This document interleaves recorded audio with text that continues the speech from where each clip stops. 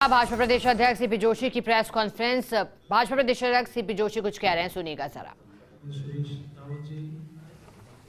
प्रदेश के उपाध्यक्ष मुकेश दादी जी, प्रमोद जी, पत्रकार मित्रों, आज की पत्रकार वार्ता विशेष रूप से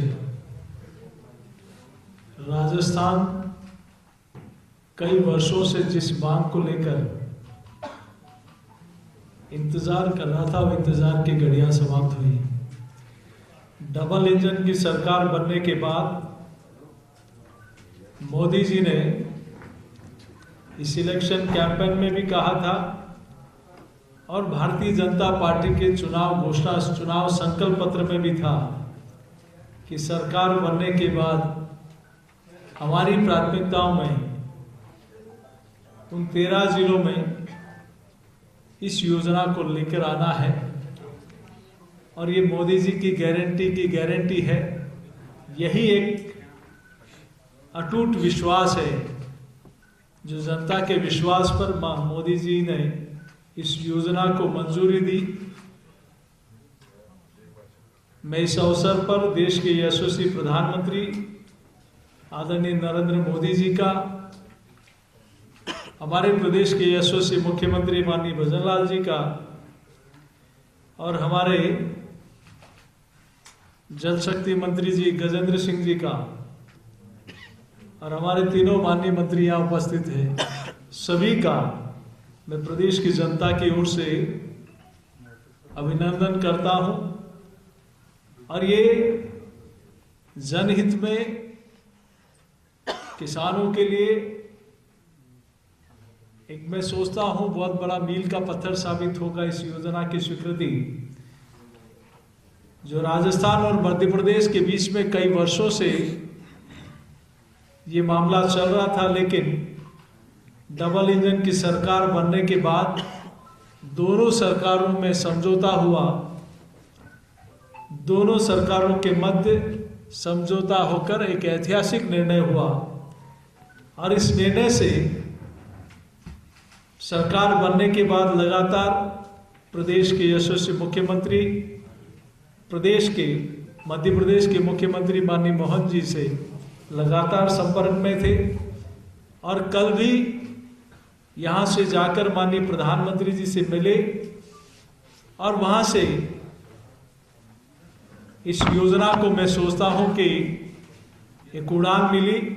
और कल ही मध्य प्रदेश और राजस्थान के बीच में एक समझौता हुआ, जो 20 वर्षों का विवाद चल रहा था, उसमें एक ऐतिहासिक समझौता, एक ऐतिहासिक निर्णय मैं सोचता हूँ एक स्वर्णिम एक अध्याय बनेगा और ये सर्वांगीण विकास का एक बड़ा योजना साबित होगी। मैं सोचता हूँ राजस्थान और मध्य प्रदेश के इन 13 जिलों में, राजस्थान के 13 जिले और मध्य प्रदेश के 13 जिले, इन सभी जिलों को इसका लाभ मिलेगा। और लगभग 83 विधानसभा और राजस्थान की आबादी का लगभग 40% हिस्से को इस योजना का लाभ मिलने वाला है। पूर्व में कांग्रेस की सरकार ने चुनाव के समय और हमेशा से आप लोगों ने देखा है कि जो वादे दिए उनको चुनावी वक्त में याद आए और सिर्फ आनन फानन में बिना किसी योजना के उनको डिक्लेयर करने की परिपाटी रही है। लेकिन भारतीय जनता पार्टी ने अपने संकल्प पत्र में स्पष्ट कहा कि डबल इंजन की सरकार बनते ही हमारी प्राथमिकताओं में ARCP योजना होगी। पूर्व में कांग्रेस की सरकार ने सिर्फ 3 जिलों की 525 MCM पानी उस योजना के माध्यम से योजना बनाई थी। लेकिन इस योजना से झालावाड़, बारां, कोटा, बूंदी, सवाई माधोपुर, करौली, धौलपुर, भरतपुर, दौसा, अलवर, जयपुर, अजमेर और टोंक जिला, इन सारे जिलों में इनकी 83 विधानसभा में इस योजना का लाभ मिलेगा। इसीलिए लोगों को मोदी जी की गारंटी पर सबको विश्वास है। जो कहा ड्यूरिंग इलेक्शन जो कहा वो करके दिखाया। संशोधित पार्वती कालीसिंध चंबल लिंक परियोजना ARCP मध्य प्रदेश और राजस्थान के सर्वांगीण विकास के साथ एक स्वर्णिम युग का एक उदय होगा। मैं सोचता हूँ इस परियोजना से दोनों विकास राज्यों के विकास के साथ किसानों के लिए सिंचाई और पेयजल के लिए बहुत बड़ी लंबे समय से जो समस्या चल रही थी उसका उपयोग होगा, सदुपयोग होगा। 2003 में आदरणीय अटल बिहारी वाजपेयी जी के समय नदियों को जोड़ने की योजना की एक शुरुआत हुई थी और उसमें सुरेश प्रभु जी को एक बोर्ड बनाकर उसका चेयरमैन भी बनाया था। लेकिन ध्यान में आता है कि 2004 में यूपीए की सरकार आते ही उस योजना को बंद कर दिया गया। लेकिन फिर से आज इस योजना के माध्यम से बहुत बड़ा लाभ इस क्षेत्र को, नदियों के पानी को सिंचाई के लिए और पेयजल के लिए उपयोग में आए, इसके लिए इसकी सुनिश्चितता तय की गई। एआरसीपी में सम्मिलित Ramgarh barrage, Mahalpur barrage, Navnera barrage, Mej barrage, Rathore barrage, Dungri बांध, रामगढ़ बैराज से डूंगरी बांध तक फीडर तंत्र, इसरता बांध का क्षमता वर्धन, पूर्ण निर्मित बांधों का 26 बांधों का पुनरुद्धार। मैं सोचता हूँ इससे बड़ी संख्या में डैम भरे जाएंगे, बहुत बड़े स्तर पर किसानों को और क्षेत्र की जनता को इसका लाभ मिलेगा। लगभग 25 लाख से ज़्यादा किसानों को इरिगेशन और पेयजल की उपलब्धता होगी, जिसमें लगभग 40% राजस्थान की आबादी इसको इसका लाभ मिलेगा। राज्य के लगभग 2,80,000 लाख हेक्टेयर भूमि में सिंचाई जल उपलब्ध हो पाएगा। जो राजस्थान में पिछले काफ़ी समय से वाटर लेवल बहुत नीचे चला गया था, मैं सोचता हूँ इस परियोजना से वाटर लेवल भी हमारा बढ़ेगा। और इंडस्ट्री के सेक्टर की हम बात करें औद्योगिक क्षेत्र में, तो उनकी आवश्यकताओं के अनुरूप औद्योगिक क्षेत्र भी आएंगे, इस प्रदेश का रोजगार भी बढ़ेगा। तो निश्चित रूप से ये योजना जो कई वर्षों से लंबी थी, निश्चित रूप से राज्य के सर्वांगीण विकास के लिए, राज्य की उन्नति और प्रगति के लिए ये योजना एक महत्वपूर्ण साबित होगी। मैं इसके लिए प्रदेश के यशस्वी मुख्यमंत्री माननीय भजन लाल जी का, जिन्होंने और सरकार में शामिल हमारे सारे मंत्रियों का, जो सरकार में शामिल, सरकार बनने के बाद लगातार मुख्यमंत्री जी ने इस योजना के लिए इनिशिएटिव लिया, दिल्ली जाकर बात की और माननीय प्रधानमंत्री जी की हरी झंडी के बाद हमारे दोनों राज्यों के मुख्यमंत्रियों ने इस पर कल समझौता किया। हमारे जल शक्ति मंत्री माननीय गजेंद्र जी, इन सब का मैं फिर से राजस्थान की जनता की ओर से आभार प्रकट करता हूं। बहुत धन्यवाद। कुछ कहेंगे? जोशी जी, ये एमओयू जो हुआ है, ये राजस्थान की कीमत में मध्य प्रदेश को फायदा पहुंचाने वाला है क्या? ऐसी चर्चा है। देखिए, पिछले 20 वर्षों से मामला विवाद में था, लेकिन कांग्रेस ने मात्र 3 जिलों की योजना बनाई थी और जैसा मैंने कहा कि 525 एमसीएम पानी लाने की उनकी, लेकिन इस योजना से राजस्थान को और राजस्थान के सर्वांगीण विकास के लिए जो लोग कह रहे हैं वो अपने तथ्यों के आधार पर बात करें। पहले से अधिक लाभ इस योजना और पहले से ज़्यादा इस योजना से, इस योजना के माध्यम से राजस्थान को फायदा होगा। अध्यक्ष जी, ये कांग्रेस ने जो पिछली बार का प्रोजेक्ट बनाया था, वो कह रहे थे 2051 में हम इस प्रोजेक्ट को पूरा करेंगे।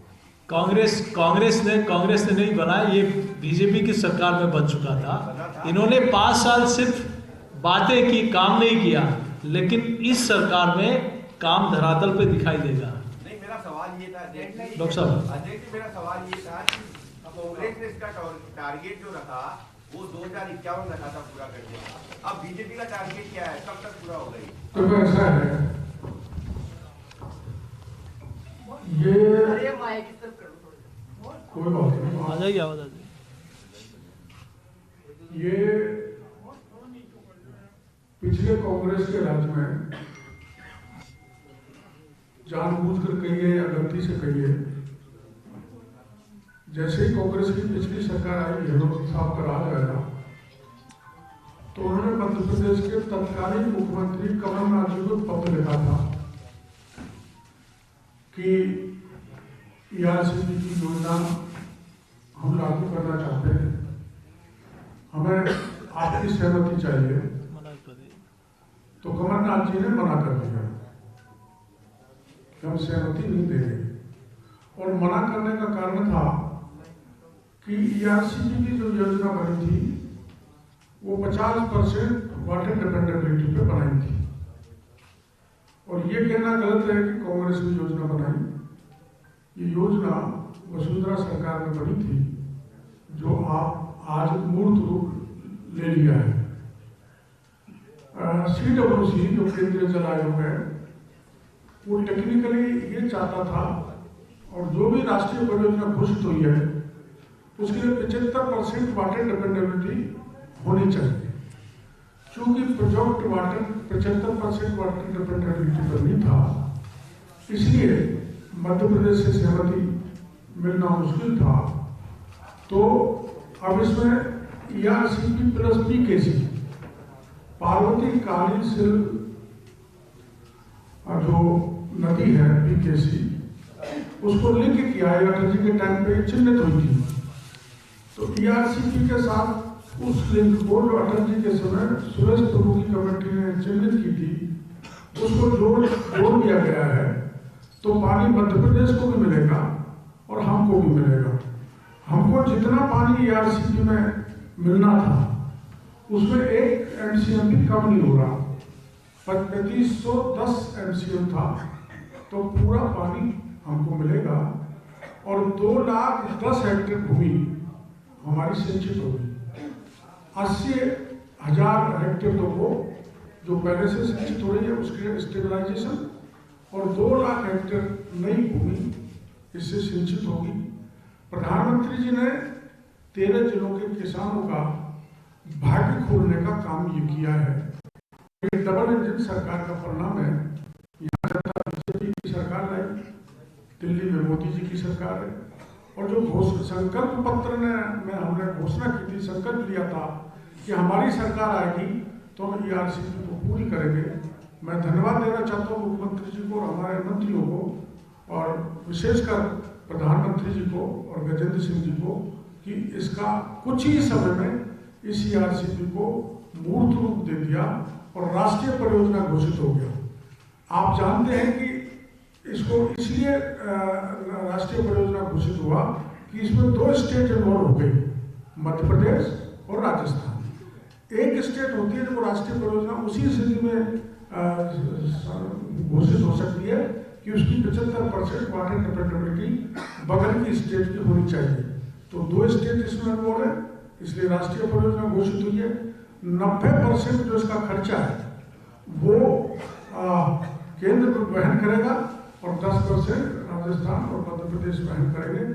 इससे अच्छा कोई फैसला हो नहीं सकता था। 13 जिलों के लोगों के लिए लाइफ लाइन है।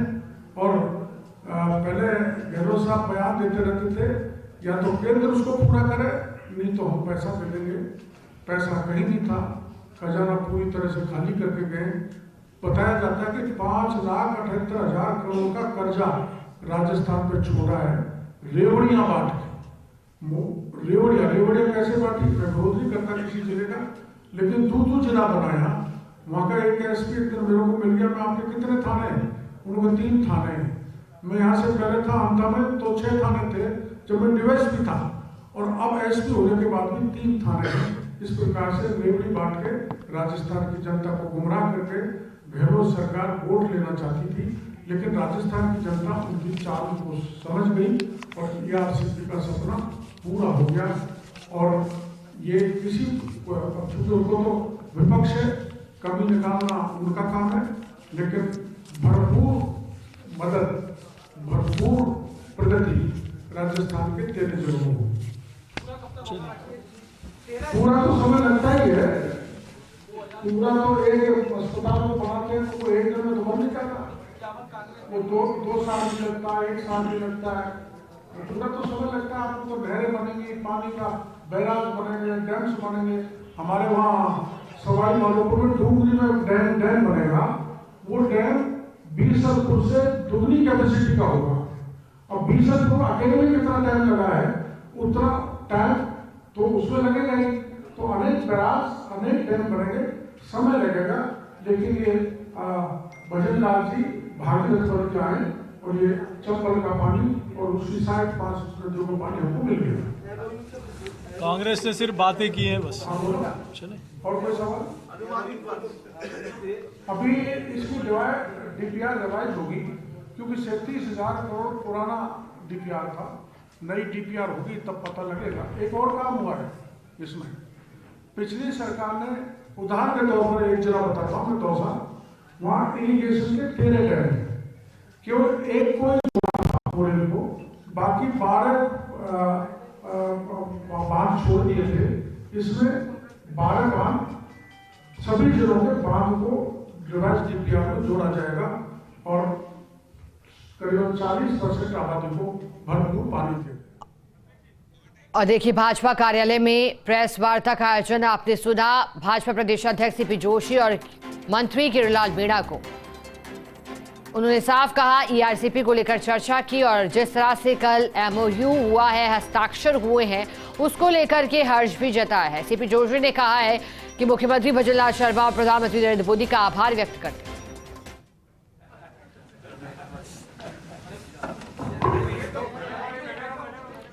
उन्होंने कहा कि लगातार मध्य प्रदेश और राजस्थान के मुख्यमंत्री के बीच चर्चा भी हुई थी और ऐसे में डबल इंजन की सरकार बनने के साथ ही ये साफ कर दिया गया है कि अब धीरे धीरे जो वादे हमने घोषणा पत्र में किए थे, मोदी की गारंटी, वो अब पूरा होने वाली है। उन्होंने कहा, पूर्ववर्ती कांग्रेस सरकार पर भी आरोप लगाए, योजना को अटकाने का आरोप लगाया गया उनकी तरफ से और कहा कि अब हमने जो योजना को लेकर एमओयू हुआ है, अब ज्यादा लोग लाभान्वित होंगे।